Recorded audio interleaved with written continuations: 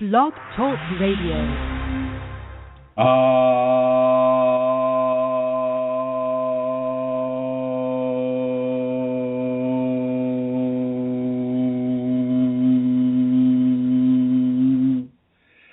Hello everyone, this is Chris and I'd like to welcome you to this conversation about your Kundalini awakening experience and the equation of that experience. I would like to go ahead and launch right into it. Tried to set up the chat room. Let me see how that's working here. It's not. There it is. LOA. There it is. Mary Jean's on it. Hello. Okay. All right. So had a little bit of a mix-up, which has caused a bit of disorganization. But other than that, I think we're going to go right through it. I want to talk with you today about the Kundalini and whether or not it actually leaves a person. Whether or not that once it's up, is it ever not present in the person's body, in the person's expression, in the person's voice, in the person's look, in the person's senses? Is it ever not there? Does it all of a sudden just pull back and leave itself disconnected from the individual? And I want to talk about that because, some people think that it's like Jell-O. Once you eat the Jell-O, the Jell-O's gone, and it isn't that way. And my Kundalini has never ever left me, and it. Hi, Mary Jean. And it is a permanent fixture of anybody that has it come awake within them. And whether or not it chooses to express itself in a certain way at a certain time for a certain person or for a certain group of individuals, that is what will be determined by the Kundalini. It doesn't mean the Kundalini is not there. Doesn't mean the Kundalini is not streaming or not coming through the individual. It just means that the Kundalini itself has chosen to frequency itself into a different place. Whether or not people can pick up that frequency is going to be dependent upon them. It's very important for people to understand this. Kundalini is a permanent fixture. If the Kundalini for some reason doesn't want to ride my voice, say for instance on this radio show, then it has the full capability of not allowing people to feel it or to make sense of it or to work with it in any way whatsoever. But it doesn't mean that it's disappeared. It doesn't mean that it's no longer there. And it may just be a site-selective type of scenario. So, for instance, I'm just going to use Mary Jean here because she's in the chat room. Let's just say Mary Jean, for whatever reason, the Kundalini in Mary Jean does not want her to feel the Kundalini in Christmas voice, does not want her to acknowledge it or to be able to make any sense of it whatsoever.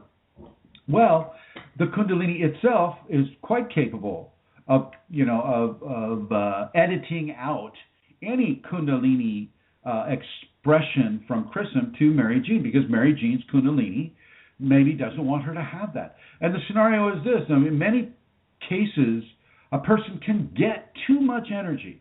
They can have too much of a process for the body to handle at a given moment. And I'm not saying this is the case with Mary Jean at all. I was just using her as an example. But in some cases, there's just too much. And the Kundalini will, effectuate a governing principle upon that individual, so that they don't get too much energy. Any of the students that I have that have done copious amounts of devotion, copious amounts of practice, doing the 5 Tibetans twice a day, doing the Shaktipat, doing all these things, they can all of a sudden be basically told through pain that it's time for them to stop and let the physical body, let the emotional body, let the psychological body process what the Kundalini is giving them. Oh, I need to know if the sound is coming through okay. Mary Jean or Vincent, can you write or type really quick just a Y or an N, letting me know whether that's happening or not? I don't want to be talking, to my window here. So thank you. Thank you for letting me know about the sound quality. I always forget to check that. Sound is good. Thank you very much. Okay, so as we continue, the presence of Kundalini Shakti in a person's expression is going to vary from individual to individual. The expression of the Kundalini Shakti as it comes through the look of a person, the eye gaze of a person, the movement of a person, the voice of a person, the touch of a person is going to vary from individually. Mary Jean says, I missed the beginning of what I really need to hear. And so I'm just going to back up a little bit from Mary Jean because she was so kind in letting me use her as an example. And this conversation, Mary Jean, is about the Kundalini and whether or not it leaves a person or abandons a person or decides to shut itself down for a certain amount of time for a person. Whether it comes through a person to say, Mary Jean, there was no Kundalini in the way you put on your shoes this morning. And all the other times that I've watched you put your shoes on in the morning, Mary Jean, well, I have seen and felt the Kundalini come through, but not today. Okay, and so that would be more about the Kundalini in the individual, not observing the shoe putting on rather than the individual putting on their shoe. They're still putting on the shoe the same way they always do. Okay? You're not changing that up so much. Unless, they got a different pair of shoes or a new pair of shoes, or let's just say the shoes are worn out and they need to get another pair of shoes. But the Kundalini is always going to be expressive through the individual doing whatever they do that other people observe with regards to Kundalini. Now, I know other people have different theories about this and different experiences about this, and I'm certainly not going to challenge them. How can you challenge somebody else's authentic experience? That's their authentic experience. But I'm going to suggest it's more for them than it is for other people. It's not necessarily that, Chrism's experience with receiving, say, Mary Jean's Kundalini is going to be an effect upon Mary Jean's Kundalini. No, it's going to be an effect on Chrism. Did that come through clear enough? So if Chrism is looking at Mary Jean and he's looking at her put her shoes on and he's been getting Kundalini vibes from her every time he observed her putting her shoes on. And this has never happened, folks. I'm just using Mary Jean as an example. I don't even know if she wears shoes. And all of a sudden, it's like, wow, Chrism's looking at Mary Jean and he's like going, wow, I don't feel the Kundalini, and maybe the some sort of a communication comes to Chrism about Mary Jean. It's like, well, Mary Jean, your voice is not coming, your Kundalini's not riding your voice, or it's not riding the way you put your shoes on or take your shoes off or whatever. It's not coming through that way. And I can't see the positivity in that kind of a critique. And if I were Mary Jean, I would tell Chrism, I'd say, hey, Chrism, maybe this is just your perception of the Kundalini in me that maybe is not coming through clearly for you. So that's what I'm suggesting. I'm suggesting that not everybody is going to be able to perceive the Kundalini, the way it comes from an individual that is expressing Kundalini, the same way every time. I know for a fact that my Kundalini turns itself up and down on its own. So, for instance, when I'm getting petrol at the gas station, except for the radiance field, I'm just getting petrol. I'm not Shakti potting everybody in the gas station or the grocery store. If I'm in the supermarket or the grocery store where I'm buying food for the week or for the month, whatever it is, I'm not giving a Shaktipat to everybody in the line except through the radiance. And the radiance itself can also be mitigated by the Kundalini. And just to be clear, radiance is a combined expressive combination, and I'm getting this, I have to word this correctly, divine expressive combination that comes from each of the 7 chakras and coalesces within the auric field, but even beyond it.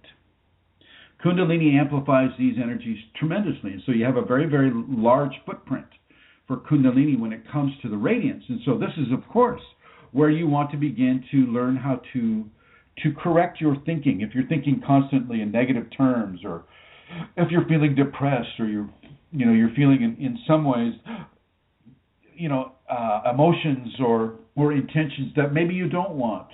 The 2-year-old in the car behind you in the gas station, maybe you don't want them to participate in those things that you're feeling. And so you have to initiate levels of self-discipline and self-control that allow you to control your thoughts. And from controlling your thoughts, you can also begin to control your feelings as well. And it's very important to be able to control these expressive elements. But the Kundalini also, it will control itself as it expresses through you. So if I'm not seeing Kundalini in the way Mary Jean puts her shoes on, well, that's more on my Kundalini perhaps than it is on hers. And if I were to say, "Oh, Mary Jean, I didn't notice the Kundalini coming through the way you put your shoes on. Is everything okay?" Or immediately putting some sort of a negative spin on it. I would think, if I were Mary Jean, I would ask Christmas just try to keep things positive and productive. Positive and productive. And as we're able to keep things positive and productive, we're able to move forward. And if there are blockages there, say, the Kundalini in Mary Jean doesn't want Christmas to see itself coming through her, or, if Mary Jean's Kundalini has turned it down on its own, not coming through, well, then that's just fine as well. Okay? But I think it's very, very important to keep things positive. We have so much negativity in our world right now, and really in all time epochs. But with the more humans are populating this planet, the more of a human condition is inserting itself into the radiance of the planet. And so with humans, we go through these evolutionary levels of karma, what it is to be a brute, what it is to be a princess. We cover that entire spectrum. And so as more people come into this world, more evolutionary changes of an emotional nature and an expressive nature come into the vibe or the radiance of the planet. And because we have more people now than we've had in, say, a long time, I'm certainly not going to say what the scientists would say and say, "Oh, well, this is the most people we've ever had on this planet." Well, we don't know that. I don't buy into the scientific understandings that, well, this Earth is 10 billion years old and we've got this much more to go, and this is how many people were there in AD 760, and this is how many people were there in BC 1000. They don't know. They don't have a clue. They can only basically measure things based upon scientific method. And until scientific methodologies are open to expanding themselves beyond economic interests, then I'm always going to have a bit of a distrust for some of the scientific methodologies and assumptions that are made. And so to me right now, the amount of population that we have on this world right now is coloring the radiance of the planet. So right now we have a lot of people, something like 9 billion people on the planet. We're really pushing other creatures, other fellow mortals onto the brink of extinction, and we have, scientists going down and looking for the rarest, most beautiful things, and then stabbing them with a needle so they can take it back to the Smithsonian in the USA and say, "Oh, look what I found." You know, it's ridiculous. It's absolutely ridiculous. So I don't have a great opinion of science, even though I'm talking on a computer, which is an invention of science. And so there we have it. But with the Kundalini, as more people come into this world and are expressing themselves and evolving towards the Kundalini, we're having a greater and greater and greater level of discordant, survival-based, karmic, balancing-based energy enter into that planet, the planet's radiance. And this, you know, there can be a lot of negativity in that. People have to go through a lot of the permutations of what it is to be a human being in the different guises or the different forms that the human being adopts as they go through life after life after life on this world. They must be the princess and they must be the brute, and they must be those things as concretely and as truthfully expressive as they can. And what I'm saying and suggesting is that within a Kundalini context, Mary Jean, you know, she has gone through all these other lives. Vincent has gone through all these other lives, and now finally Mary Jean and Vincent are here in the Kundalini compendium or the Kundalini continuum, and now you can purposefully control your thoughts. You are no longer the reflection of your thoughts, but you are the creator of your thoughts, and you're looking at your thoughts, and I'm going to suggest you begin to control how you think, because how you think, in many ways, controls how you feel, and how you feel is just one step. I mean, that is right inside of the radiance field. How you feel emotionally is what you're bringing into the radiance of your Kundalini and into that 2-year-old, you know, a car behind you in the gas station, but also into the planetary radiance. Because your radiance as a Kundalini person is so bold. It is such a bold and brilliant energy that you'll bring that into the planetary radiance as well, which means that you'll bring it into your house and into the neighborhood and into the city and into the country and the continent and et cetera, and so forth. And so I am going to suggest that you try to keep things in a Kundalini level as positive as you can. And I know it's not all positive. I mean, it is and it isn't. It's positive in the sense that we're being given this great gift of having evolution occur for us in real time, having the Kundalini right now. That's a great gift. However, the hard and difficult areas are exactly that. They're very hard and they're very difficult. Controlling the way you think is a challenge in and of itself. How do you respond to people that do bad things to you? Are you forgiving? Are you tolerant? Are you honest? Or do you just kind of flip out at them? Or are you kind of giving them bad news, spoon feeding them bad news? Oh gosh, this is terrible here, and oh my gosh, that's terrible over there. And it's like, why? Why would you do that? What possible positivity is that going to give to you? Okay, I need to make another sound check here. So Mary Jean, Vincent, maybe a couple of the guests there, let me know if the sound is coming through, because the little light that I have on my Skype has gone out, and so that makes me think that I might not be Skyping right now with you. And Mary Jean is perfect sound. That's so weird. Wow, I tell you what, it's as much a conundrum with these electrical instruments to work with the Kundalini. I mean, at least the body's designed to have Kundalini. The iPhone, I don't think, is necessarily designed to have Kundalini, nor is the Dell Inspiron computer that I'm working from right now. Anyway, so thank you, Mary Jean. Thank you, and best sound ever.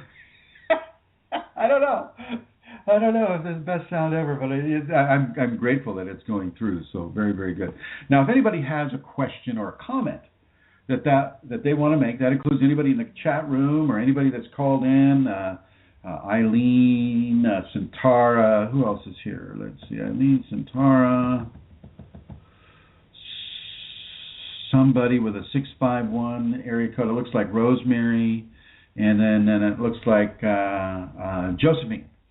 So anybody has a question or a comment they want to make about this, Santara, she can just come right on in. But for anybody else, it looks like you're going to call in, and the call-in number is New York City area code 347-934-0026. 347-934-0026.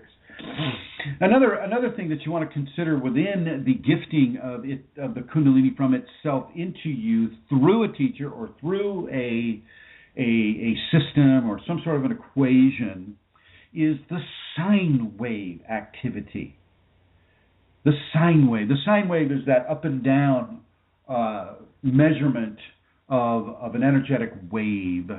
In other words, you have your highs and you have your lows. And it's just like a serpent. The serpent, if you look at a serpent down, you're standing and you're looking at the serpent's on the ground. So you're looking at the serpent on the ground. Hopefully it's not coiled up and hissing at you or shaking a rattle at you. But if it's just laying there on the ground like a nice snake, not being, freaked out by you, you're not trying to kill it or scare it or anything. It's just going to have that, that shape. That shape, and that shape is kind of like a straight line with squiggles in the middle of it, and that squiggle is the sine wave. At least the way I'm looking at it. You might just look up sine wave on Google, SINE space WAV as in Victor E, and that will give you a much better explanation than I did right now. But Kundalini comes through as a sine wave. It comes through a person, and it expresses as a sine wave through an individual. And so you'll have your highs. And these highs, the Kundalinis come through you, and it's coming through other people, and blah, blah, blah. And, it's very easy to discern. It's very easy to feel. It's very easy to acknowledge the presence of the Kundalini coming through that individual or through that equation or through that practice or through that religion. But at other times, as it's descending from that high arc of the sine wave and it's descending itself down, it can diminish itself too. It can diminish itself. And so as you go to that peak of that high expression, you can also fall into the depth of the valley, into that low expression. And back and forth it goes. It's like being on a Ferris wheel, right? As you, and this will be for European and American, maybe South American audiences. A Ferris wheel is a carnival ride where people sit in seats, and on this really huge wheel, they sit on the perimeter of this wheel. And it takes them high up in the air, and then it takes them down, all the way to the bottom, and then back up in the air, and then down, and then back up, and then down, and then back up, and so on and so forth. Well, the Kundalini can do that exact same thing with an individual. Not a problem for the Kundalini. Matter of fact, it aids in the processing. And Mary Jean has a statement. She's saying, I had a funny thing happen a few days ago. I woke up with a sentence in my head. It said, "The janitor work is done now." Oh. Well, this is what I would think of that statement in your head. The karmic cleanup is done now. You can go further now. The janitor work is done. The custodial nature of the inner work that you've been doing is done now. Now you step out into the population, Mary Jean. Now you step out into the world. Now you begin to go to a different stage of Kundalini expression. And you do like I think I'm going to be doing tonight. I'm being called to a hospital tonight, and I'll be going to a hospital, to Santa Rosa Memorial Hospital sometime this evening, and just going in and beginning to there's a word I'm looking for. I guess irradiate isn't the word because that indicates radiation. But we'll just I'll use a Kundalini term here. That's not a common Kundalini term. I will say I will envenomate the hospital with Kundalini, with the Kundalini that flows through me. Envenomate means it's when you get a snake bit, you are envenomated. The venom of the snake has come into you, and so what I'll be doing is I'll be giving the venom of the snake and of the spider and of the cougar and of the tiger and of the lion and of the eagle and of the orca and of the wolf to that hospital, to the walls of the hospital, to the floor of the hospital, as a permanent fixture of that hospital. And then any human that is walking on that hospital or is a patient in that hospital will receive the benefits of the energetics that the Kundalini leaves there. When I was working closer in that, there are still plasma trails that I have left in very specific hallways in the surgery centers of that hospital. I can see them right now. It's just the strangest thing, but it's very cool at the same time. And so, Mary Jean, now it's the time for you, perhaps, to leave some plasma trails where you live. Maybe go to a hospital where you live. Maybe go to a homeless shelter where you live.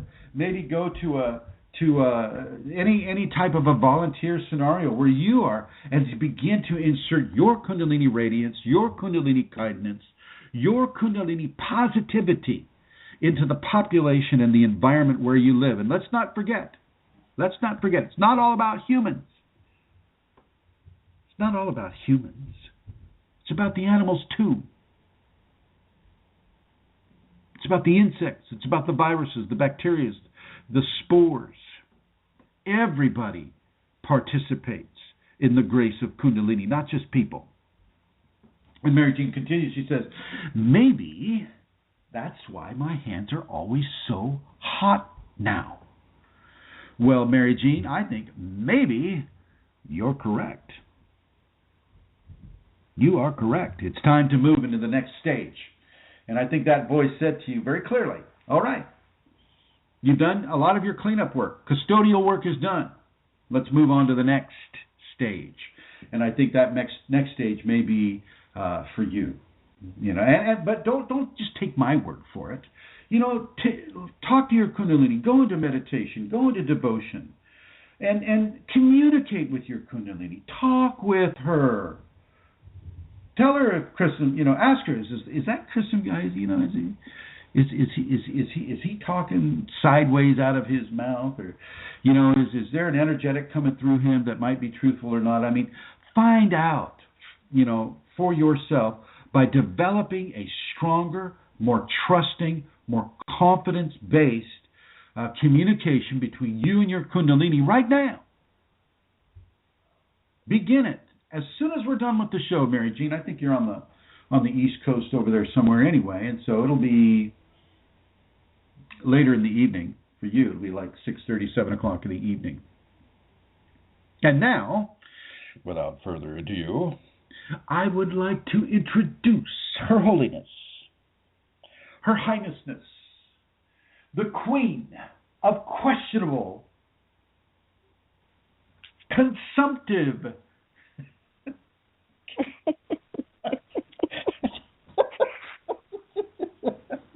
well, I'm not done. Consumptive. I'm waiting. The Celtic Queen of Questionable Comforts. Her Holiness. Hi. Hello, everybody.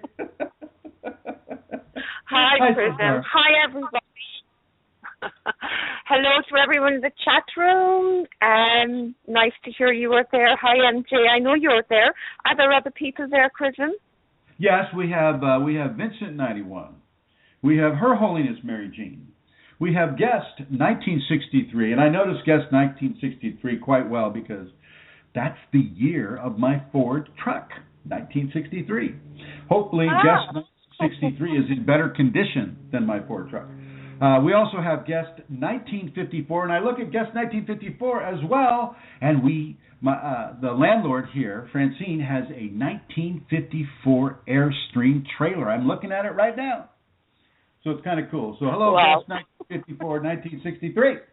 So we have 5 people in the chat room, which it's a little less, but I don't know if if the little incoordination at the beginning of the show, whether that had anything to do with it or not. I don't know. Okay. Well, hi to everybody listening as well, to members from Minnesota, to everybody who's there. Wait, your sound is breaking up. I don't know if you should back away from the microphone. Is your finger over the microphone? You're using your iPad, right? I'm using my phone. Let me try again. How's that? Much better. Better? Much better. Yeah. Okay, yeah. So, yeah, that was really interesting, Chris, and thank you. I certainly know about those sine waves, the ups and the downs. I mean, my goodness. A few months ago, I was at... You mentioned something interesting. When I went to, and I don't know if everybody knows, but when I went to the conference in London, there was a lot of very, very strong energetics that were coming at me there. And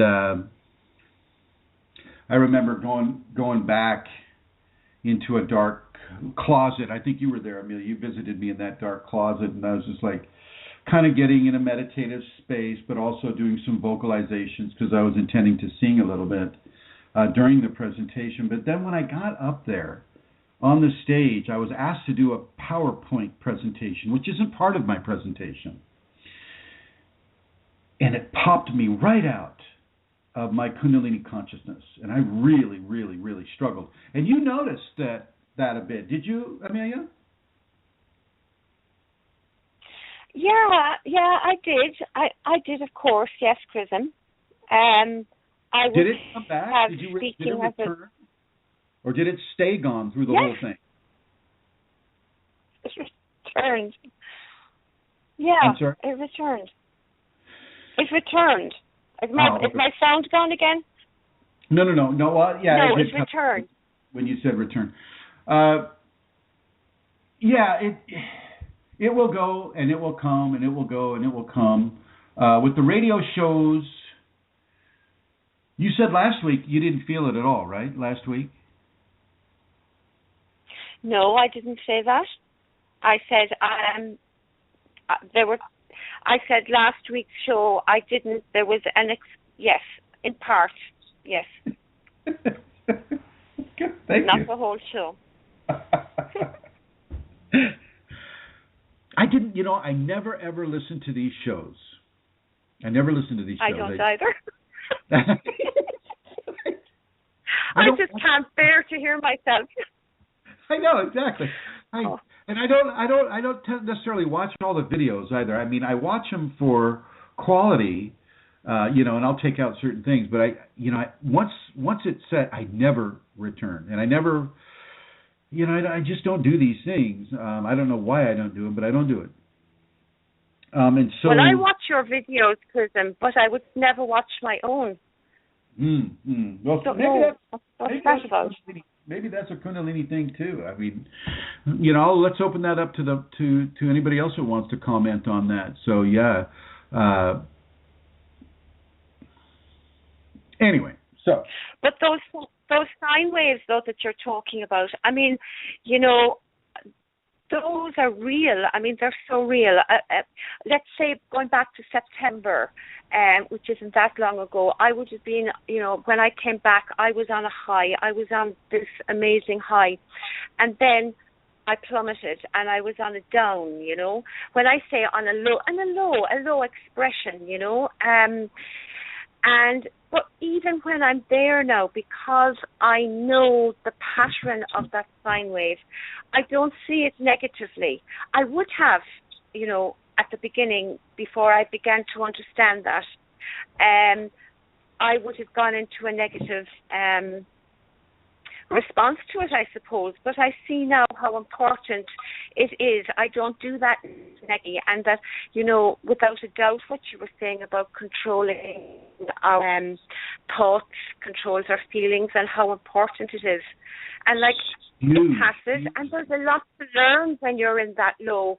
That's one of the gifts of being, the low. There's a lot to learn there too.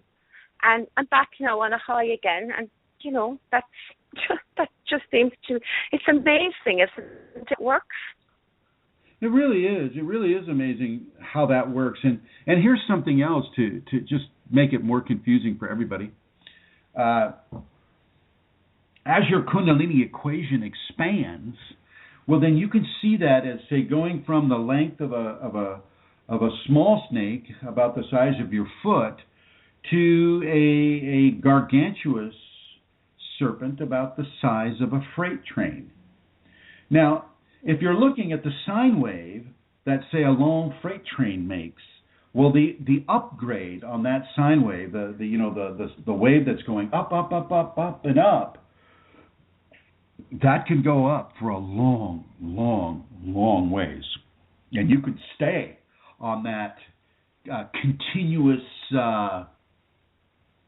high point in the sine wave for a long, long time. I have a student right now in the UK, and this guy has been, he's had some fairly strong challenges, but he's mostly been on a continuously ascending sine wave. He has yet to really, really, really make that fall, and that's going to occur. But I think that within the context of thought control and emotional control, he will be very, very well prepared, so that when he does begin that slide back down to earth, or into the deep, dark earthiness, the soil of where we have sprung from, of this body, that it won't be necessarily interpreted as a downer, even though you are. Yeah. It's not necessarily bad word. It's not necessarily negative.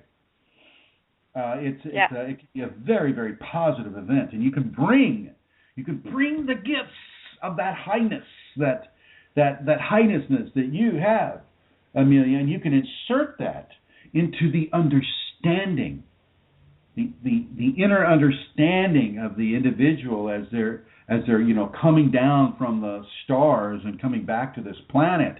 Well, you can bring the positivity that the stars have given you into the matrix of the planet, into the matrix of the mobile soil that we all are. We are all, these bodies are made up of this earth and the soil of the earth, the minerals of the earth, the crystals of the earth, and the water of the earth. And so as we slide down that sine wave, I would look at it as a way of downhill skiing. Okay, as you come up the sine wave, you're checking out the view. You're on the ski lift, of course, and so you're checking out the view. And it's, oh my God, look at the Alps. They're so gorgeous. Oh my God, look at the snow. Look at the people. Oh, look at that guy down there who did this great jump with his skis. Look at the snowboarders kicking everybody off the slopes.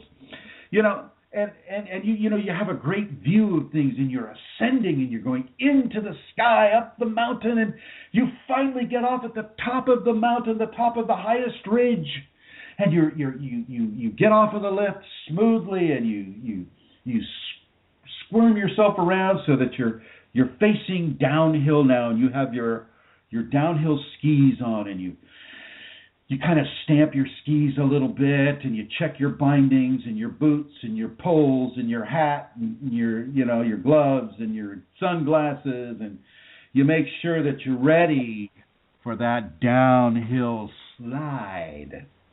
And we got to understand that when you're taking that downhill slide on a pair of skis, you can get going really, really fast.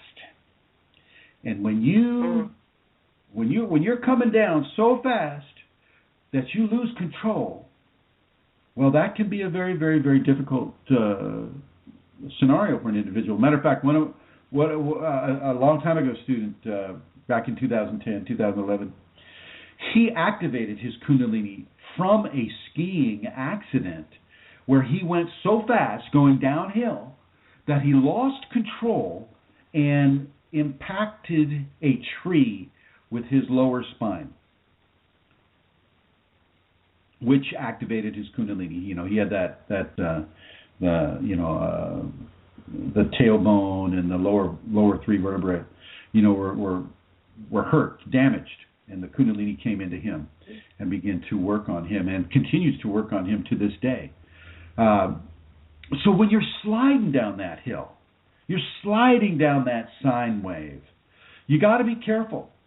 You got to mitigate your speed, and when you're skiing, you learn how to snowplow, and that mitigates the rate of descent. And so I'm going to suggest that for Kundalini people too, that that when you're coming down, well, you start feeling off a little bit. You start feeling different from that high period of ecstasy and bliss and good feelings and the love that is so tangible. When you start sliding away from that, well, you want to start doing your speed control, your descent control.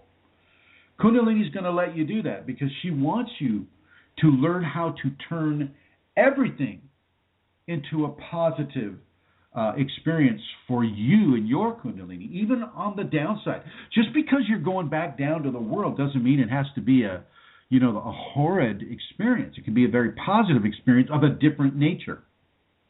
It's just like colors, white and black. Well, you've got, let's just call white the high point and black the low point. Well, you know what? I enjoy burying myself in the sand on a beach. I enjoy taking a mud bath. Just before I did the show today, I was out here trying to fix the gate and digging in the soil and, putting a post in and cementing around the post, and getting that all hopefully doable. We'll see. But going back on the metaphor for them, the coming down, the first time it happened to me because I didn't have this information that you're giving to people now. I like to use the same metaphor of skiing. I passed where I originally got on that, what's it called, the ski ride, I went further down that. Yeah, I went way beyond where I had got, to the point where I really thought I was abandoned by the Kundalini. I thought the Kundalini had left me. But then, because I didn't have the information people are getting now, I didn't know how to mitigate that, I just plummeted and toppled and fell, and it was horrible. I turned into a snowball. There was maybe a ski pole and an arm and a leg sticking out. But I turned into a snowball and impacted into a tree and into a canyon wall. And gratefully I wasn't injured, but, I was definitely educated. Yeah. You get educated. One way or another, you're going to get educated. I mean, she'll give you the easy course or the hard course, and depending on your karma will determine what level of coursework you're going to get. But I know that the hard one, and then it gets easier. Well, yeah, it gets easier though, with my experience, because I'm stopping. Sorry. Go ahead. No, I'm just saying it was very hard, and then it got easier for many reasons. The experience itself with the learning and the teaching, and then hearing the information, meeting you as my teacher, all of that. That all then makes it easier, and the sine wave being repeated. These are all ways that we learn then how to, go into that dark place when we plummet, and it's almost. We have to learn to love the dark place and the lighted place equally. Yes. We have to learn to breathe air and breathe the soil at the same time, with equal comfort and equal joy and equal appreciation and gratitude.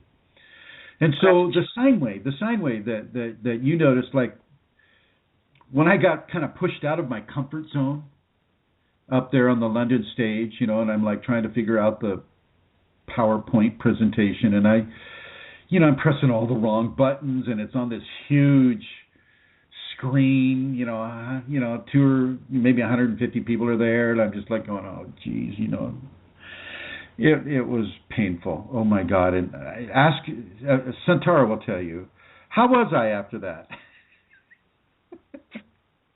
I'm not going to share. I swear. No, it was. I had such a heartache. I had such a heartache from that experience because of that, and I just have to, and I think that's just, it's a good teaching for me not to say yes to somebody that's trying to influence the way I do things with the Kundalini, because the Kundalini knows how it likes to express itself through me, and it's not with a PowerPoint presentation. And so, she pulled back during that presentation, at least to a degree. And even last week's show, I think people felt it was fairly uncoordinated, I guess. Would that be a good word? That could be used, yeah. But she's always with you, though. Oh, she's always with me, but she doesn't ever abandon. I mean, she's always there. Yeah. She's always there, everybody, and this is something Santara and I really, really want to really give into the population is once Kundalini's up, it's never gone. It's never gone. Once the awakened or even the activation has happened, it's always going to be pushing. If it's the activation, then you're going to be pushing towards a spinal sweep awakening. If it's the awakening, then you're going to be pushing towards a greater interaction with all forms of consciousness on this planet. But you the individual, you want to begin to well, here's what I'm going to suggest you do. Because Rosemary's online right now, let's go to Rosemary. Hi, Rosemary. Hi there, Kristen. Now, Rosemary, you live in Minnesota, correct? I do. And Minnesota is in the Great Plains of the North American continent, correct? Yes. And there in Minnesota, you have the Great Mall of America. And you yourself go to that Great Mall of America, and you started the whole thing about, living in a mall, right, Rosemary? No, I don't think so. Not this lifetime. That's a good answer. Good answer. Well, I'm going to suggest that people do what you do, Rosemary. And I don't know that you do this, but I'm going to tell you that I've noticed that you do this. And you look through the eyes of love at most people. You look with the eyes of non-judgmentalism. You look through the eyes of compassion, care, consideration, sympathy at other people. Am I correct? Is that something that you feel that is done through you?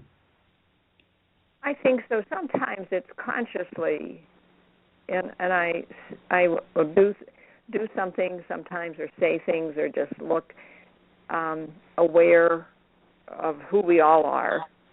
Right. And right. It's very powerful for me. Thank you for reminding me, because it's a very powerful thing for those who are on the receiving end of that grace as well, Rosemary. And I'm going to go ahead and put you in the Shiva blue. I just wanted you to know that and hear that and understand that. And I want everybody else to know that and hear that and understand that as well. As you come into a greater expression of awakened and activated Kundalini within your body, you'll still be able to experience negativity. It's just you won't experience negativity in the same way, perhaps, that you have experienced it before in your pre-activated or pre-awakened state. You can still have love for others, for yourself. You can still go out and help others. You can still give compassionate care, loving concern for others. And you can also do this for the environment. Once again, it's not all about humans. Okay? There are far more fellow mortals on this planet than there are humans. Let that sink in a little bit. If the insects decided to consume humanity, humanity would probably last a little less than half a day. Think about that. We live by the grace that flows through our fellow mortals. That grasshopper, that cricket, that beetle, that bee, that wasp, that spider, they're all helping you to be here, to live here, to function here, to have Kundalini come awake in you here. And they'll come as examples. Magdalene de Deus in France, she has the spiders come to her. She has them. They've been coming to her for years. She'll have some amazing Kundalini vision, and as the vision fades away, she'll see like a discarnate spider hanging on an invisible web above her, and all of a sudden it disappears too. Elizabeth Dalton Gonzalez, she's had the same connection with the Peruvian jumping spider. She watched it sink its fangs into her wrist and then take her on a jungle educational tour, explaining to her what plants did what and what trees were used for what and how this reflects to that. And this was being given to her from one of the most venomous spiders that exists in the Amazonian rainforest, which would be a Peruvian jumping spider, which is not a small thing. Look that up on Google Images. Peruvian jumping spider. You can see what a beautiful, beautiful spider that is. I'm saying that because I'm going down to Peru. An absolutely gorgeous spider. So yeah, it's not all about humans. But as you come down that ski slope of the downward journey, you still have love, you still have grace, you still have warmth, you still have all the qualities that Kundalini gives to you. She's giving you the opportunity to begin to change the way you internalize your emotional states. So, most people don't like change. Most people don't like change that they don't have reference for, which means fear of the unknown. And so how do you handle that fear? How are you going to do it differently? How are you going to leave this conversation that we're having right now, guest 1954 and guest 2040, Mary Jean and Vincent and Josephine, who is heading up I-5 right now. We're going to be blessed with Josephine's presence here, with Rosemary in the Great Prairie, and with Santara in the Emerald Isle. How is everybody listening to this? And those of you in the archives who are listening in the future, you future people, how are you going to leave this conversation changed in any way when you begin to encounter challenging Kundalini correction or custodial work, as Mary Jean's Kundalini told her? The custodian work is done now. Time to jump to the next stage. Well, maybe your custodian work is finished or almost finished. And maybe it's time for you to do exactly what was being suggested for Mary Jean to do. Vincent, maybe that's something that you need to do. Vincent is another guest on our chat group. How many of you are actively volunteering for others? How many of you are actively smiling, opening doors, buying a lunch for somebody? And I don't mean family members. I don't mean friends. I mean perfect strangers if possible. Don't endanger yourself. But buy a lunch for a perfect stranger. Help each other. Let us help each other. The Kundalini wants us to help each other. And it also wants us to begin to control our hurtful emotional proclivities. So if we have something that is unknown to us and we're afraid of it, Are we lashing out at it, or are we getting the bow and arrow? Are we shooting an arrow at it? Are we getting a 30-30? Are we shooting a bullet at it? What are we doing? Are we looking at it and going, you know, I'm your friend too? Can you place yourself in that unknown space? Maybe in your history, you encountered something that was unknown and that was frightening to you. How did you respond? And what would you do differently today if you had the same opportunity come up? And I'm going to suggest, let's just keep it positive, my friends. Let's keep it positive. The custodial work is cleaning up your emotional responses, your ego-based emotional response. He hit me, therefore I'm going to hit him. He stole money from me, therefore I'm going to steal money from him. He cut me off in traffic, therefore I'm going to speed up and cut him off in traffic. Like they do in Ireland. Sort of. They still have to figure out which side of the road to drive on there. It's a little different. I saw a red light come on.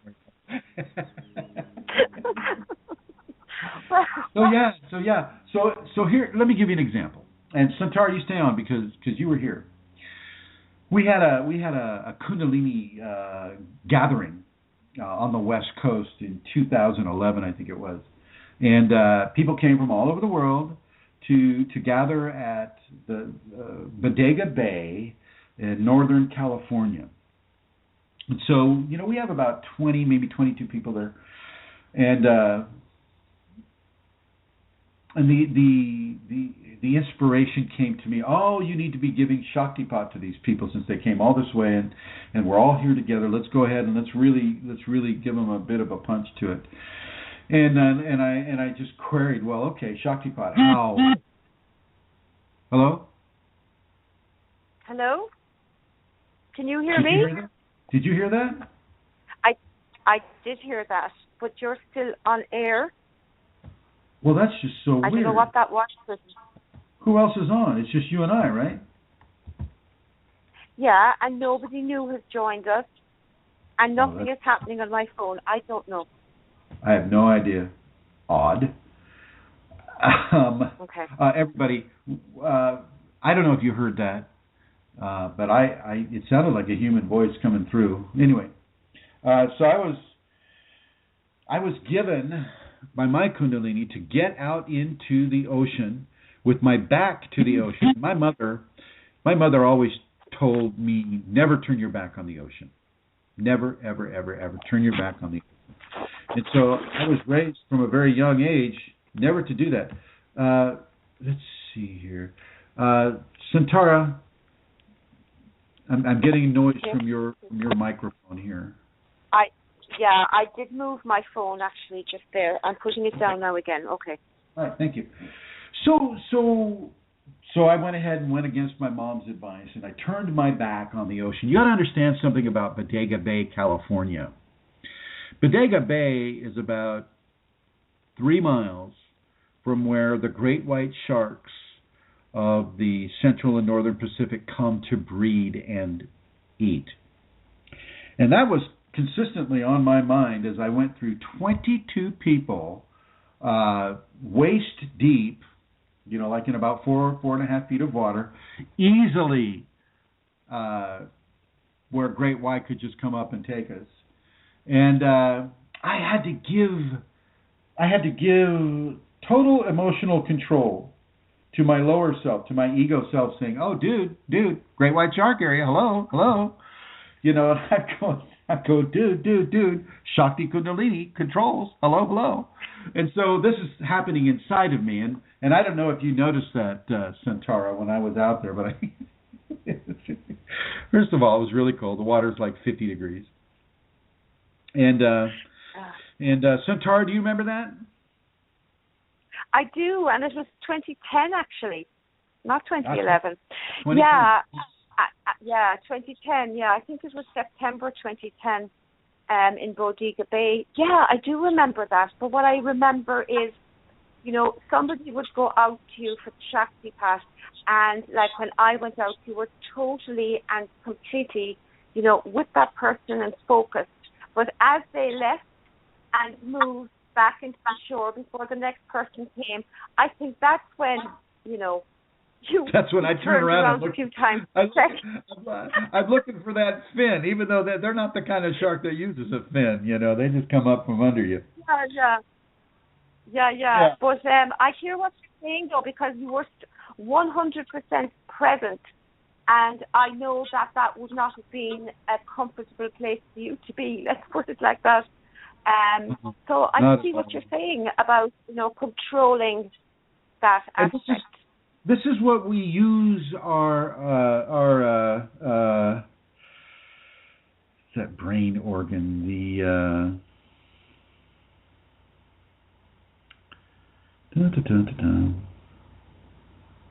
I'm trying to think of it's a Latin name for the brain organ that kind of allows you to put things on hold,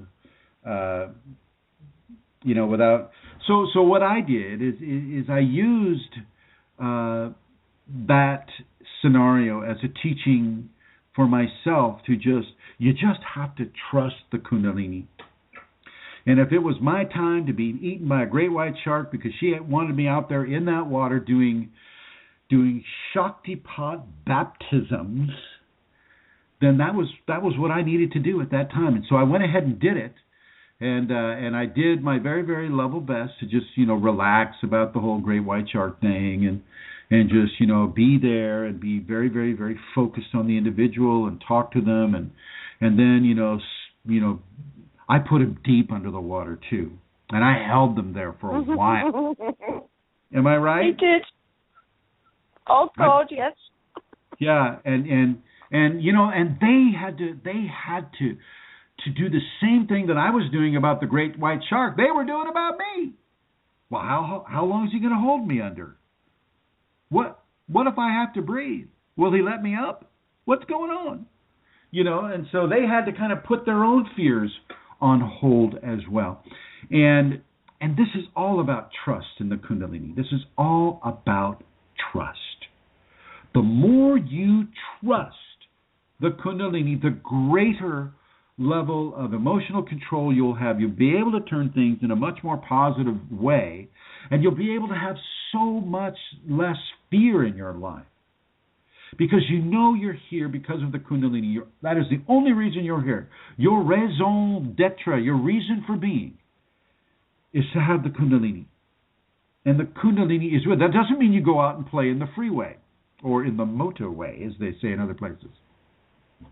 That doesn't mean that, you don't care and you can just play Russian roulette with a pistol. That's not what we're talking about. We're not talking about being irresponsible and with your trust of the Kundalini. You want to take care of that body. You want to take care of yourself. You want to take care of this holy grail that you are becoming with the Kundalini. But you are becoming it with the Kundalini only to be able to serve others with it. To serve God and Goddess with it. To serve the world with it. Not to serve yourself. Kundalini will serve you. She will give you what you need to have. And even many times what you want to have. She understands you have wants and desires, and sometimes those things are fulfilled. But the real reason for having Kundalini is to be of spiritual, energetic service to other people. And sometimes physical service too. I've lifted cars up from people. I've gone into wrecks. And I've pulled people out of vehicles. And that's not just... What I'm saying is I've risked my life in order to help another person's life. And I want you to understand that you don't have to do that. You don't have to risk your life. You don't have to walk into the shark cage or anything like that, or outside the shark cage. You just have to be willing to give service the best way you know how. I took medical courses, and so I knew how to be a first responder. And so, of course, I would stop. That doesn't mean that people that don't stop are bad people. Maybe they didn't take the course. Okay? But to have the Kundalini is to have grace. And to have grace is to be given the opportunity to extend grace to other people. That's the point. It is about extending divine love, a.k.a. grace, into the planet, into the... Yeah. Amelia, you sure that's not you? No, it's definitely not me. I'm sitting here really still. There's nothing happening on my phone. It is not me, Chris. Are you charged? Because it sounds like a charge thing. No, it is not. I'm not getting messages. There's nothing going on here. So There's weird. no charge. My charge is fine. Yeah. Oh, wow. It's another Blog Talk mystery. So let's just make it positive, and we'll say hello, whatever. Maybe it's Kundalini coming in and going, I think it's Kundalini coming in and going, I'm here, folks. I'm here. Can I say something about trust? Please. Yeah, like we say the examples you gave there, and what I've learned with my Kundalini about trust is that, it's not, okay, so I trust the Kundalini. It's not that I trust I'll be safe or that I trust it'll be as I want it to be. It's really about trusting, no expectation that the outcome will be as I want it to be. Like you said, maybe the shark will take me, maybe it won't. I trust the Kundalini. So you put aside your preferred outcome in a way. And it is the same when we were under the water. When I was under the water, would you keep me there long? If you kept me there too long, how would I respond? I put that aside. I put aside my own preferred outcome. Right. And that's what trust the Kundalini is. It's like, the breath being taken from you, or will I die with this heart palpitation? It's about trusting that if I die, I die. It's trusting that the Kundalini has it in its control. And my preferred outcome. That's weird, Chrism. That sound, isn't it? I got a ping. I got a ping, so. Oh, that's all you got. I'm getting a voice. Huh? I'm sorry? I'm hearing another voice as well. What do you mean, another voice? Is it me? Am I having another voice here? Hi, Amelia. Oh. Secretly talking to you. Listen, can't hear you. But anyway. That's Wait a minute. The thing about Wait, is the voice in your head or on the phone? Who knows? As long as it's being productive and helpful, right? Sometimes it's just there, and really it's not about trying to identify where it's coming from. It's just a voice. Anyway, so I just think that's trust that, I suppose for a while my trust would have been, I trust it'll be okay, but it would have been a trust with wanting my outcome to happen. Do you know what I mean? So it's about letting that go and totally not having any agenda, and if it's your time to be taken by a shark, if it's your time to be kept under the water too long, so be it. You trust the Kundalini. Yeah. And you're not out there. You're not out there because you like standing in bay water. You're not out there. You're out there because you've been given to go out there, and so you're following an instruction. You're following in a way a command, a Kundalini command, and when you're following those commands, you can trust.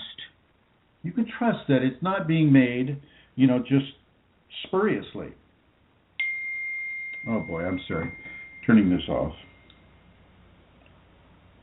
Oh. Well, it's like when, the instructions from a teacher, when a student agrees, and we all did in Bodega, and it's the same with your private students and with me, when you give me an instruction, that is a trusting of the Kundalini. So, for example, you'd have told me to go out into the populations, you'd have given me very specific things to do. So you trust. If that's that's all part of the learning of how to trust your Kundalini more. At least it was part of my classroom anyway.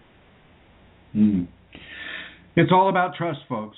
And just as Centaura said, I mean, you know, I do give her commands to go out into the population to do those things. I mean, she does some very, very positive things into the population too, and not to blow a horn about her too much, but you know, she's working with cancer patients and things of that nature, and people of that nature, and it's a very positive gift that she gives with her Kundalini to the populations. And I encourage all of you to do it in whatever way suits you, or in whatever way your Kundalini commands you to. But you got to trust. And when you're on that sine wave and you're on that downward part of it, and you feel like you're going too fast, and maybe you're encountering too much negativity and you're starting to get afraid, you just begin to say, I trust you, my Kundalini. Just say that.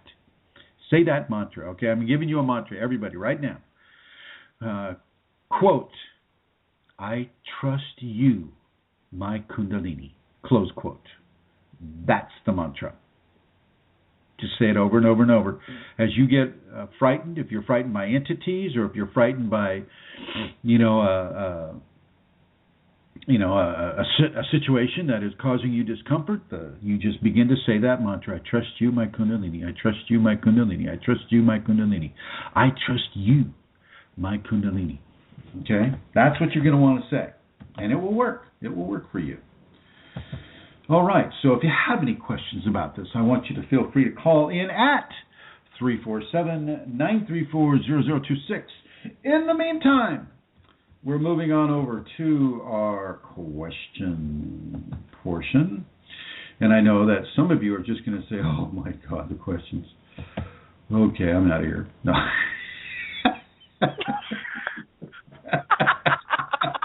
I hope not. Well, let me say,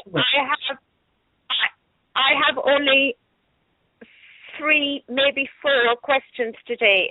Very scarce on the ground, right. Chrism. So I can give you, So the first one is, does God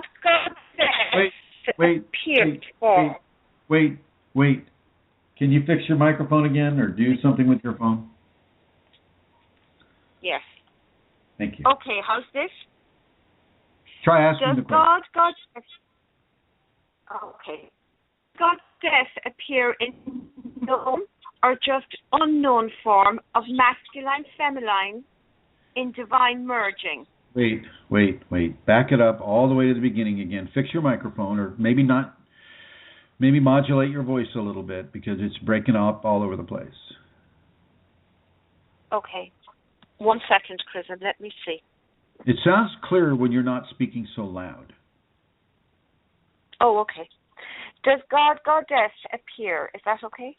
Yeah, perfect. Okay. Does God, Goddess appear in known form or just unknown form of masculine, feminine in divine merging? What? So the question is, Stop. Let me just put it back to you, okay? So the question is, during the divine merge, does God present itself as a god or a goddess, or both? Right? Is that what's being asked? I think, is it a known form with a name, It can be. Or an unknown form. Well, let's just say, say a person's very, very devout religious, and they're doing, the Kundalini's coming to them through the copious amounts of prayer and meditation and perhaps service they do, very similar to Rosemary in a way. Does God present itself in a familiar form to the individual that's happening? It can, absolutely. If you're a devout Christian, then Jesus may come to you. But if you're a devout Christian, Krishna may come to you. Or Zoroaster may come to you, or Athena may come to you. I mean, you pick the historical epoch of whatever belief system that humanity has used over the centuries, and the people that are involved in that religious worship can have the Kundalini bring those archetypes, that are involved within that religion to that person as an actual tangible vision. Not always that way, though.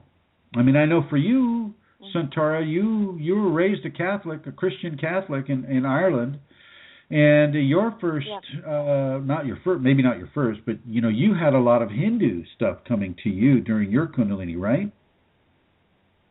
Yes, during the Kundalini event, as I call it, yeah, definitely Hindu goddesses and Vishnu, which I had no clue what Vishnu. I just had no understanding. I knew nothing about Hindu. Right. What's a Vishnu?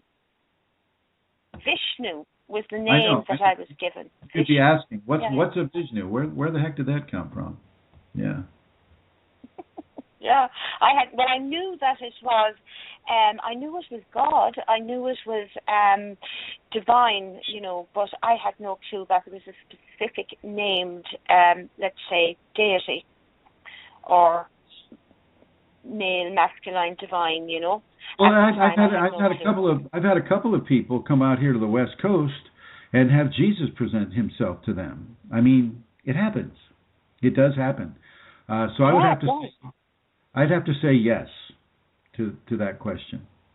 I think it probably that it appears within the context of your own religion, does it, Chrism? No, because it didn't appear in the context of yours. No, it didn't. But I thought maybe it typically does. I don't know. One of the people that saw Christ didn't even know who he was. Oh, okay. She pointed out a picture on my wall and said, Who's that person? And I said, why do you ask? She said, well, came to me in my bedroom this morning.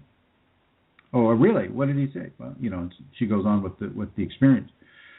But, when I said it, I said, oh, it's Jesus. And she goes, does that mean I'm a Christian? And I said, no.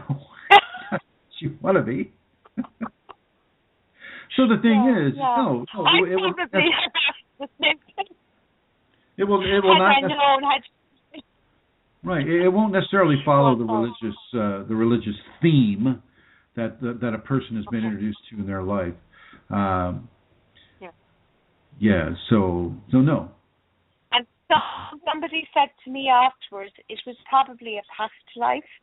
And I don't think it matters whether it was or not.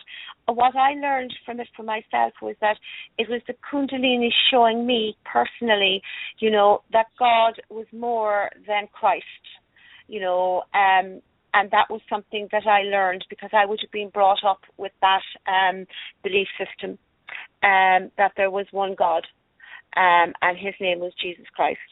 And so that the Kundalini gave me the experience of the when the Kundalini awakened, gave me a very different experience because it was something that I personally had to come to realize, Well, and it's also it's coming from divinity as well. I mean, it's coming from the source. Exactly.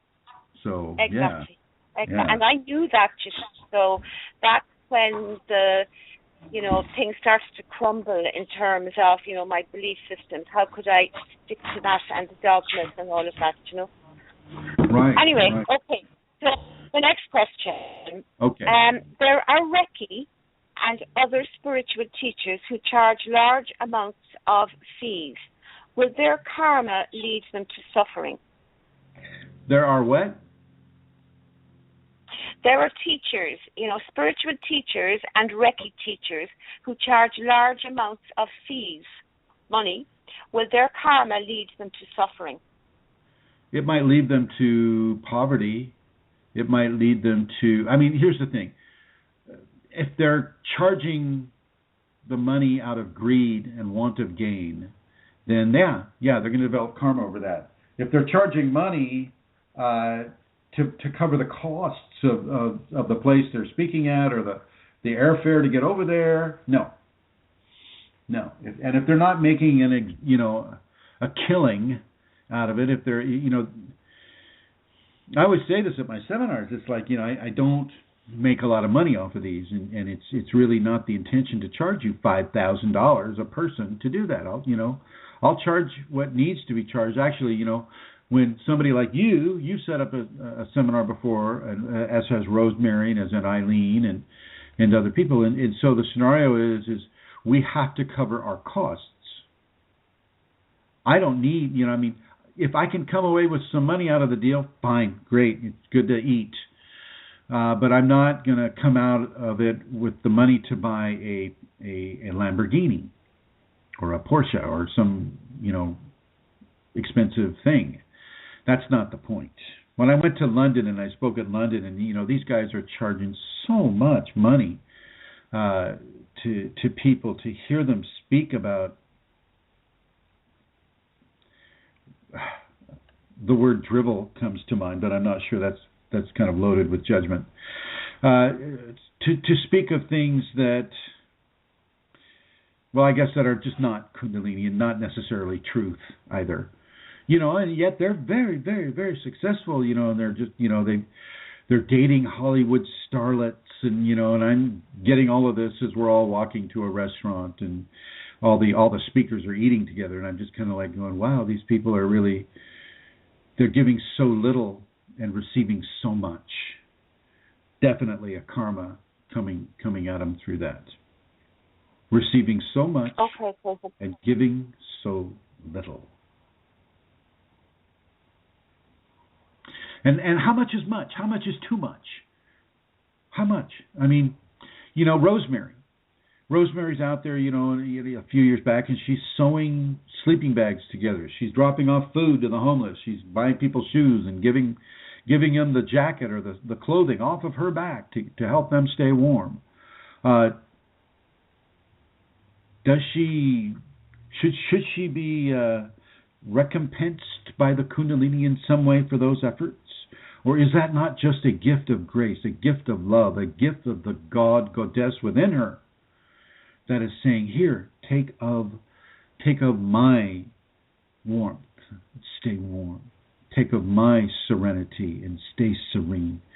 Take of my energy and let yourself be energized. And do that for somebody else when you get to a point where you can do that for somebody else. It's a big deal, and it's like you go out there into the populations of Ireland and you give KITT, Kundalini Infused Therapeutic Touch. Are you? I know you own like 7 or 8 houses now, but have you upgraded your car yet? No. You're so funny. No, I mean, yeah, that's. You got some property. Let's face it, and this is not a bad thing. This is not a bad thing. Are you charging exorbitant prices? What are you charging for a KITT? I don't charge for KITT, Cousin. I charge for. Yes. I do massage classes. I do give massages. I do charge something for those. Yeah. Okay. All right. Is that how you were able to buy all those homes? No, I sold one and I bought 2 small ones. Because I was in debt. Okay, all right. Next question. Okay, thank you. Okay, so this is a slightly longer one. Is the sound okay as I begin? Speak softly. Okay. I have an autoimmune disorder, lichen sclerosis.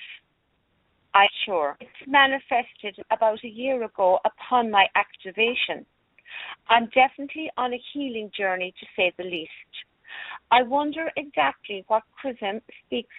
I wonder exactly what can Chrism speak on as far as Kundalini coming with such situations. I'm sure it's of some sort. The exact origination has not yet I've already got it. Okay. I've already got it.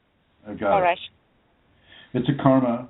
This person's custodial work is not done yet. This person needs to learn how to live with this karmic dis-ease, D-I-S, and then space, E-A-S-E. And the Kundalini will indeed come and heal it, but they need to learn how to accept that healing and learn how not to go into negativity or anger or victimization or any of these types of things. This is balancing in action. And so as this person balances and comes into perhaps a greater level of understanding, a greater level of self-correction, a greater level of behavioral modification, this person will indeed embrace their Kundalini, and that Kundalini will embrace that disease to the degree that balance has been given. And that dis-ease will fade away. Okay, thank you. Not always. It's not a clear thing that, oh, Christian said your disease is going to fade away, therefore, oh, there it goes, look at it, oh my gosh, get a picture, quick. Not necessarily that way. Not necessarily that way. It's about not hurting others because you're hurting. It's about not going into getting bitter over having an ailment in the middle of such a blessing as Kundalini. Wow, how could I have an ailment if my Kundalini is activated? What's going on here? Well, you can have an ailment because you need to have that ailment. That ailment can be a great boost to your immune system, but you got to have the ailment to get it to the immune system. And so on and so forth. The Kundalini works in very, very, very different ways than what our five senses are able to collectively cogitate or to figure out. Okay? And having a disease upon an activation is one of those ways. One of those ways, you know. Like I've never been allergic to anything except maybe poison oak, which is, urushiol oil. But all of a sudden, boom, right before I go to London and right after Kundalini at the Castle in Port Townsend, Washington, my hands start to peel. And I did that video in France about the snake shedding its skin. Well, sometimes, at least for me, an allergy has to come in order for the palms of my hand to shed their skin. The palms of my hand, and you take that, well, okay, you look at that, you're like, well, okay, here I am, I've had Kundalini for 25, 26 years now, and why would this all of a sudden be happening now? What's going on? Well, what do you do with your hands? What are you doing with your fingers? Well, you're touching people. You're communicating with people. You're creating things with your hands and with your fingers. And so, of course, Kundalini wants the new skin there. And if she wants you to change your diet, well, then she'll just make you allergic to something. Hello? I was never allergic to anything. All of a sudden now, I got to look at what it is I'm eating a little more carefully than I ever had to before. She'll come at you in very, very different ways. And Shiva will come at you in very, very different ways. And you have to understand that they're not doing it to be vindictive. They're doing it to help you. It's just that the assistance is not always given in the familiar expression of that. So there you have it. Over. In the context of that question, would a person seek healing, or would a person trust that what has been done, how... Would a person trust what now? What? Say again? Would a person in a situation... Can you hear me? Yes. Can you hear me? Yes. Would a person who has a dis-ease, would they or should they look for healing, or should they trust that it's there for the purpose and trust the Kundalini with it and not look for a healing? They can do both. Okay. They can do both. You can look for a healing, and if it comes, great. If it doesn't come, it's not supposed to. Mm-hmm. People give me, they give me healings all the different time. Yeah, I get healings for my truck mostly, or my car.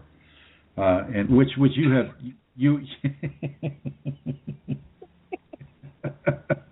Well, when you're sitting in it in the front of the room. I was on the side of the road. That's right.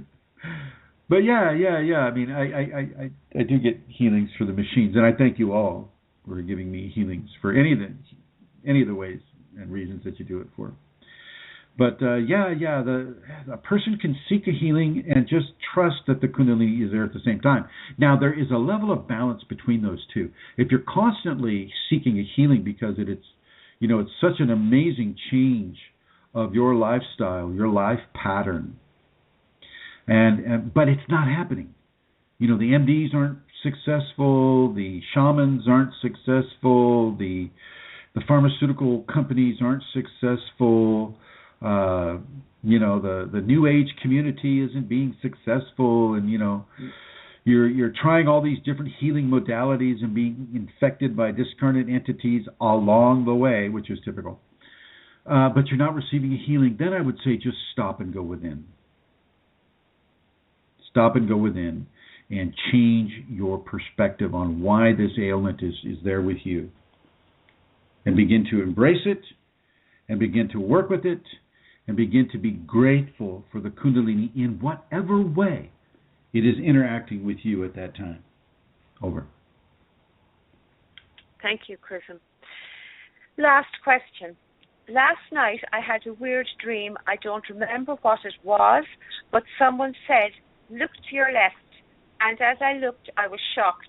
I woke up then and suddenly found myself sitting in shock, looking in reality at a white figure to my left.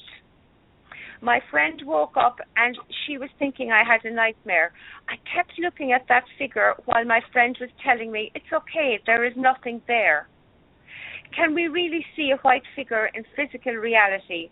Are they entities, or was it just in my head? It's a waking vision. And a waking vision is typically only for the one person that is having it. Not always, but most of the time it is for the person that is having the vision. And so if he said, look to his left, and he looked to his left and he saw the white figure there, yeah, you bet, it's real. It's a real deal, and you need to pay attention. Over. Okay. I'm just checking my inboxes now, Chrism, in case a late question came in. That's and perfect. As I look, are there any questions there on the chat room? Well, let me ask you. We got guest 1954 and 2277, Mary Jean and Vincent 91. And so if you have any questions, please feel free to ask now, or I will be ending the show slightly earlier than normal. So there you have it. So I've got a message. Yeah. I have a message. So this is from Manisha. She says, okay. When dancing at the weekends, I am high. And during the week, I am working to get to the weekend. And I sometimes wonder if Kundalini is really activated in me. But of course she is. There are some small signs during the working week that I do notice. But there are such differences in the way she is present. And then she goes on to say, my practice and self-discipline for the time being is not good, and that is really in a valley. I must pull myself together. And she says it's just great hearing Chrism talking about trust. Heart, heart, heart, heart, heart. Oh, is she online? Is she listening? I guess so. She is listening, but she couldn't get into the chat room, Chrism. Okay. It's gonna come at you in many, many different ways. I would not become a bliss bunny, i.e., I wouldn't become so addicted to the good feelings and the ecstasy and the bliss and all these things that the Kundalini can bring to the degree that that's all you live for. You need to look at the reasons behind having such amazing, exalted levels of love, and where in the population you can begin to spread that love into this world, into this environment, into the many, many people that could definitely use it. It's not coming to us so that we can just hog it all for ourselves. Yeah. It's not coming. It's not coming to us just because we're so special and oh, look at how special I am, and oh gosh, I just love dancing because I get ecstasy and joy and so much complete union when I'm dancing, and it's like nothing else matters. Well, everything else matters. Everything else matters. It all matters. And so yes, Manisha, beautiful, dear sweet Manisha, who I met in London, very, very grateful to have met her and Hannah and everybody. Change your perspective. Don't go for just what is tactile pleasure. It's like people having sex. Typically people have sex because they want to have that that moment of explosive ecstasy, and so that everything is just being propelled towards that moment of explosive ecstasy, and then boom, you're done. It's not like that at all. You don't want to make it like that. Dancing is one expression that works for you, Manisha. Try letting your feelings dance. Try letting your vision dance. Try letting the dance movements of service dance itself through you. You're being given a tool and a grace at the same time. Maybe you should be teaching dancing. Maybe that's part of the deal for you. But don't look at it for simple self-aggrandizement or simple self-pleasuring. It's not about that at all. The fact that you're being given pleasure during the times that you're not working is great, and that's wonderful. But I want you to explore different ways from different perspectives that allow you during the week, during the times that you're not dancing, to express yourself as motivated by the success that you have with dancing. And look at how you can reach into the populations. Look at how you can begin to affect change in other people by virtue of the dancing. And look at the idea of teaching the dancing, teaching ecstatic dance. That's what it is, ecstatic dance. Over. Thank you, Chrism. Okay, well, that's it from me from this side, from the point of view of questions. I'm just going to give that website. Did I give it at all, actually? I didn't.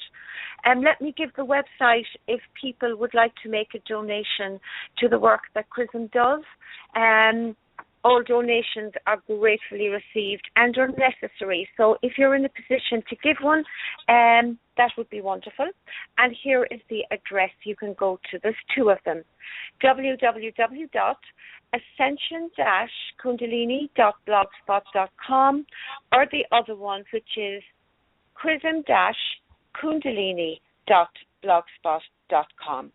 chrism-kundalini.blogspot.com, and there you will find the donate button, and again, gratefully received if you want to and you're in a position to make a donation. So that's me over, Chrism. Oh, thank you, everybody, for coming. Now, just to reassess a little bit, just to do a little recap. The Kundalini never leaves you. It's like that sine wave. You'll have the highs and you'll have the lows, but even though you're having the highs and the lows, it doesn't mean that it's there because you're high and then it's gone because you're low. It's there all the time. It will choose when it comes through an individual. So, for instance, when I'm speaking to you, even here on the radio or on Blog Talk Radio, Kundalini in me will choose if it's going to come through my voice when I give the Om or when I'm explaining things. And it will choose who's going to hear it. So guest 1954 may not hear it as clearly as Mary Jean, but may hear it clearer than guest 1963. Okay, I mean, a lot of it's going to be based upon how you are able to pick up information from your own Kundalini. So know that and understand that and trust this force. Trust this divine force. This is God incarnate upon and within you. The real deal. This isn't about hoping and praying that that Jesus comes and saves the day. It's not hoping and praying that Allah comes and saves the day, or Buddha comes and saves the day, or Krishna comes and saves the day. It's not about all those men anyway. It's the sacred feminine that comes up first. Hello, ladies. It's the sacred feminine that nurtures the child, that gestates the child. The birth is, in some ways, it's an activation. In some ways, it's a spinal sweep. Okay. So understand that, know that, realize that, and trust this force. This is the most important thing for you to do, is to trust the Kundalini, especially if you are in a frightening or scary situation. Remember that mantra. What was that mantra, Santara? I trust you, my Kundalini. I do trust Kundalini. you, my Kundalini. I trust you, I my Kundalini. trust you, Kundalini. I trust you, my Kundalini. That's right. I trust you, my Kundalini. Yeah. Okay, there you have it. There you have it, everybody. And so, any last words, Ireland? I'm wondering, do we have a phone caller there that might like to speak with you? Will you tap dance and I'll go check? Sure. Let's have a look here. The 651 number. Yeah, okay. Here we go. Go ahead. No, 111. 111. What?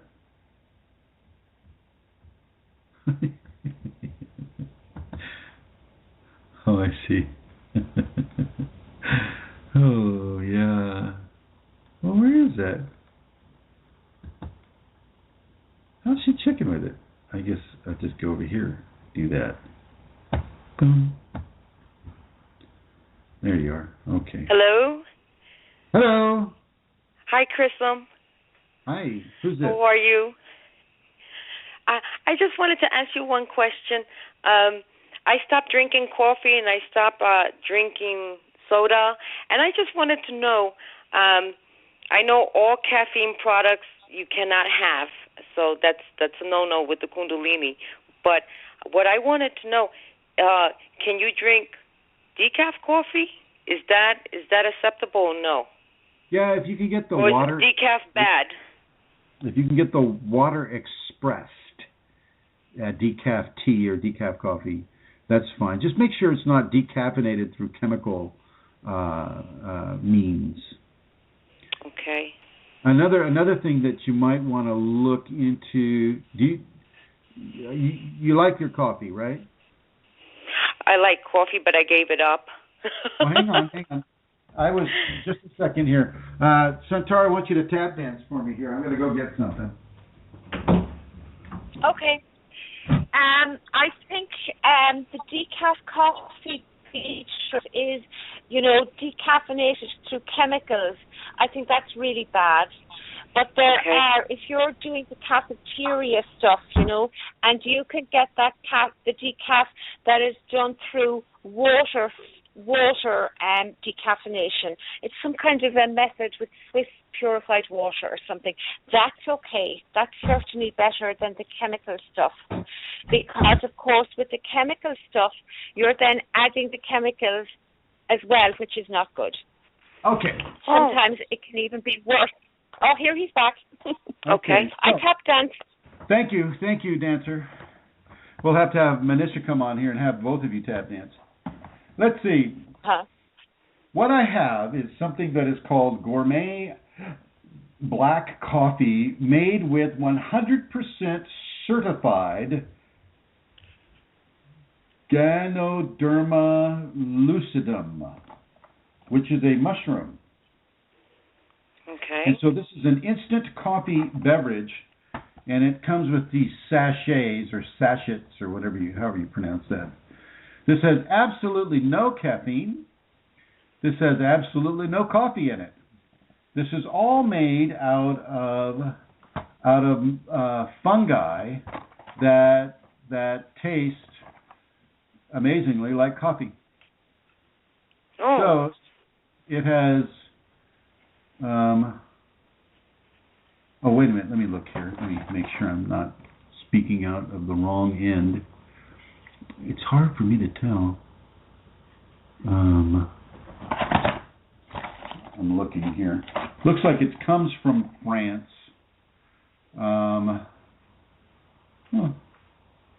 Yeah, I don't see any caffeine at all. No sugars. A little bit of fiber. 0.7 grams of protein. So it's called Gourmet Cafe Noir. Okay. And it's called Organo. Organo. Organo. And it's instant coffee. You just, these little sachets, you just, boom, it's there. And I tried it. She made it a little strong for me.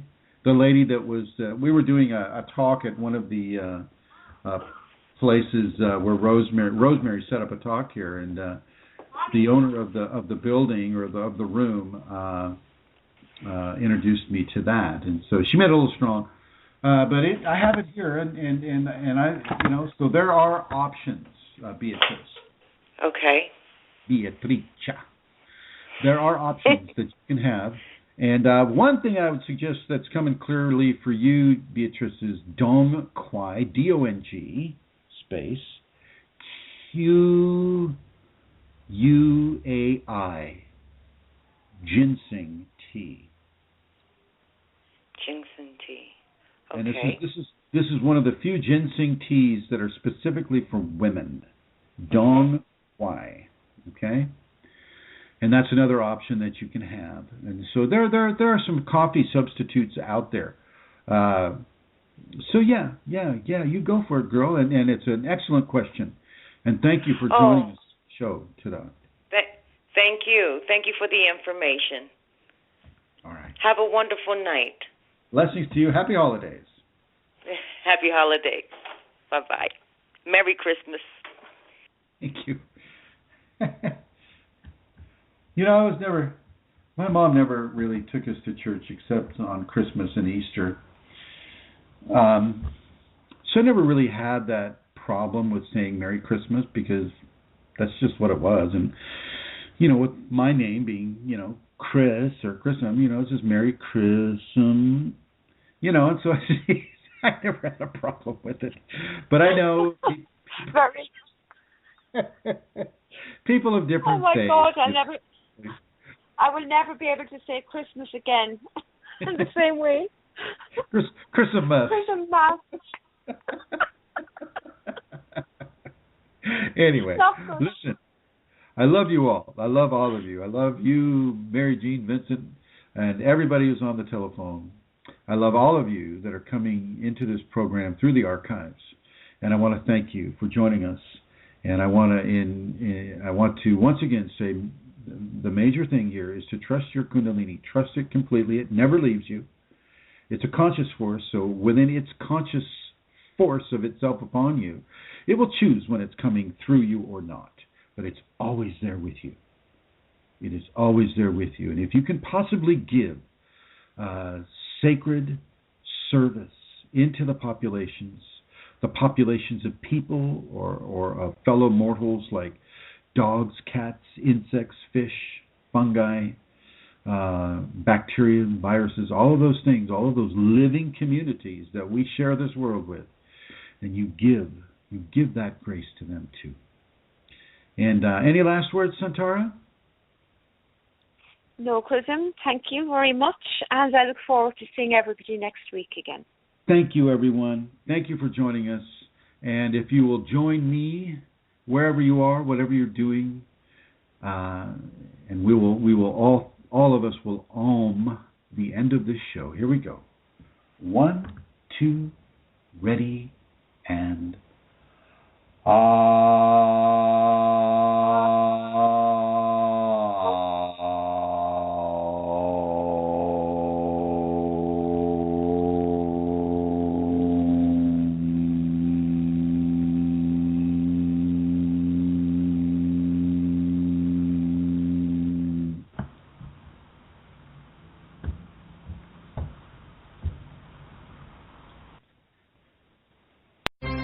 Und nun zum Wetter. Heute werden es frühlingshafte MX5 Grad. Die Regenwahrscheinlichkeit liegt bei unter MX5%. Und die Sonne scheint mindestens MX5 Stunden. Nichts wie Roadster. Am besten im legendären Mazda MX-5. Schon ab 109 € monatlich. Jetzt mehr Infos zum Angebot auf Mazda.de. Mazda.